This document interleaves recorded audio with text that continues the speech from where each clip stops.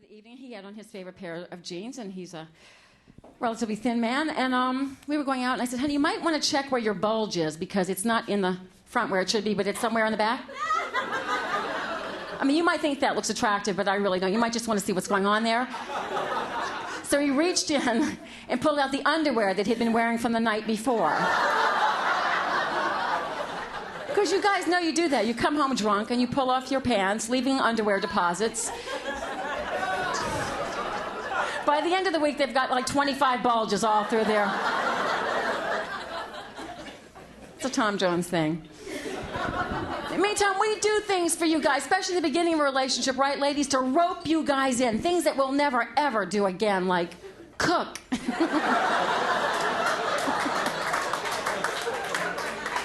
You all are so gullible in the beginning. And then we order really light on the first date. You know, I'll just have some birdseed. Like, you know, we can eat everything on your plate, our plate, and the plate next to ours, but it doesn't matter. We'll do anything. And then we go out, we buy these silky little teddies to sleep in. Are these things comfortable? You wake up in the middle of the night, that thing is strangling you like a noose around your neck. The panties have to be surgically removed from your ass.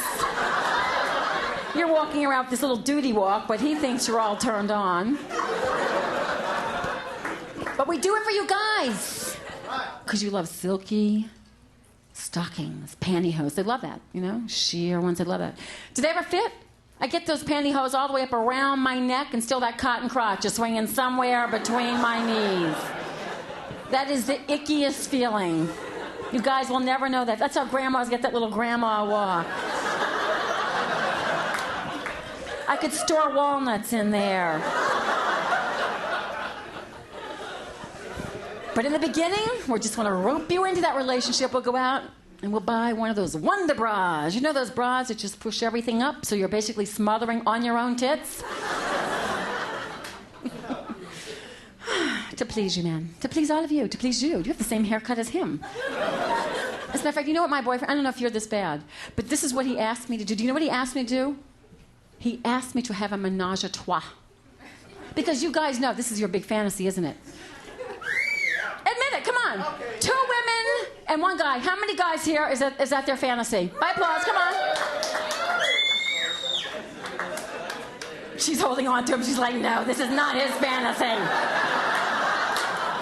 My guy started like bringing him little hints, like books, you know, with 2 women and a guy. So I fixed his ass. I brought him a girl. I liked her, threw him out.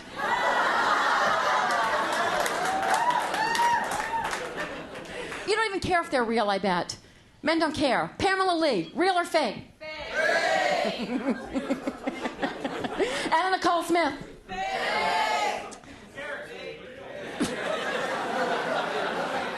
I know, who cares? At least you were man enough to admit it. Do you know how you can tell? Do you care? I do care. You actually said Anna Nicole Smith's breasts were real, didn't you? No. Who said that? What idiot said that? That poor little husband that she married, that poor little healthy 100-year-old man, that one night she just rolled over and smothered. I mean, okay, this is how you tell. This is a great little ice. How long have you guys been together? 3 years. All right, so is it longer? She's like nudging. It's 3.5, God damn it. Fuckhead.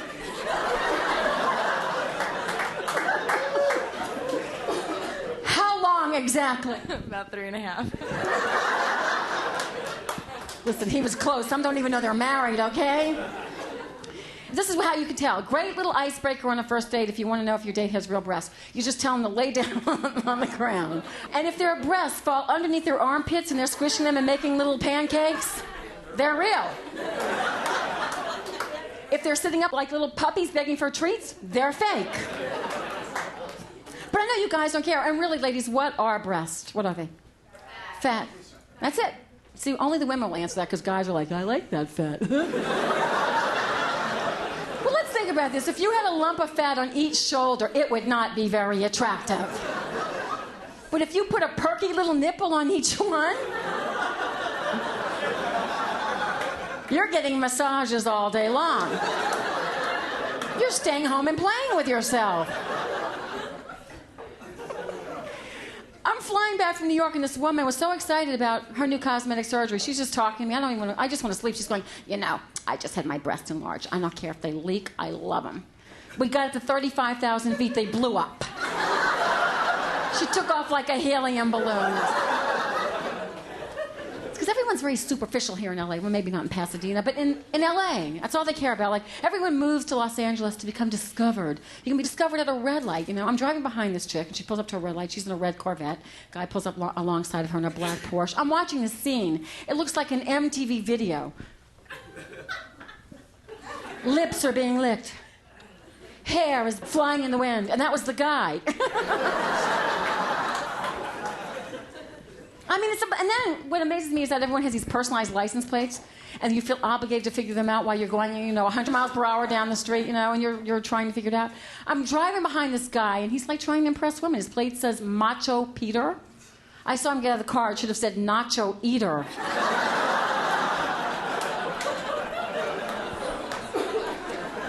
And what is it about a red light that causes a man to pick his nose? Not that I'm looking at you, but you have a little picker quality. You have the same haircut as Charlie. What's going on in here tonight? What is your name? He looks like a... John. Everybody knew that. Very good. Does everybody know you? Why do they know you?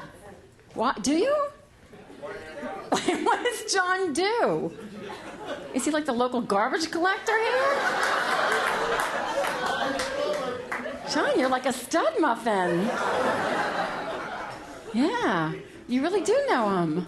Is it like his birthday? Is something going on? Obviously, it's not his anniversary because you have no clue how long they've been together. Well, I'm very happy for you. I'll find out more about it. You think I won't find out? She'll tell me everything before the end of the evening. Because we women bond. We bond. We bond. Women bond. I know more about her than you do. We were in the bathroom. She told me the size of your penis. Maybe it wasn't her, but it was her. The point is, we share things in the ladies' room, and it's not necessarily powder. Although this girl, I'm in Las Vegas, she felt obligated to tell me. I don't know what it is. I'm minding my own business. I'm puffing my nose and powdering, and she goes, I just shaved my foofy. Not knowing what a foofy was, but I figured it out. She goes, my boyfriend's so turned on because it makes him think he's like with a 12-year-old. You should try it. Shave your foofy. She pulls down her pants and shows me her foofy. I handed her my puff. What do you do in this situation?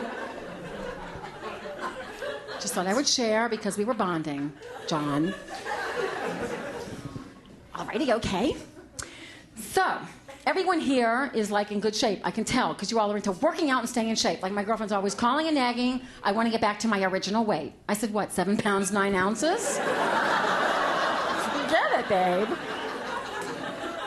I try hard every morning for 20 minutes. I stretch, I split, I dance around, I hop. And that's just to get my fucking jeans on.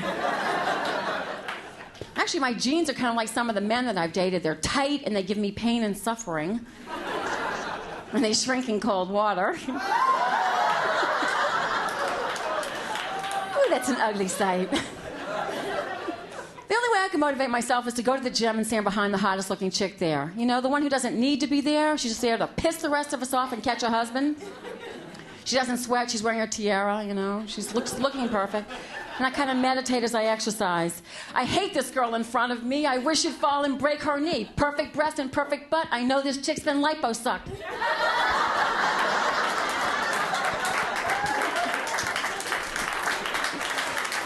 Because we girls are so nice.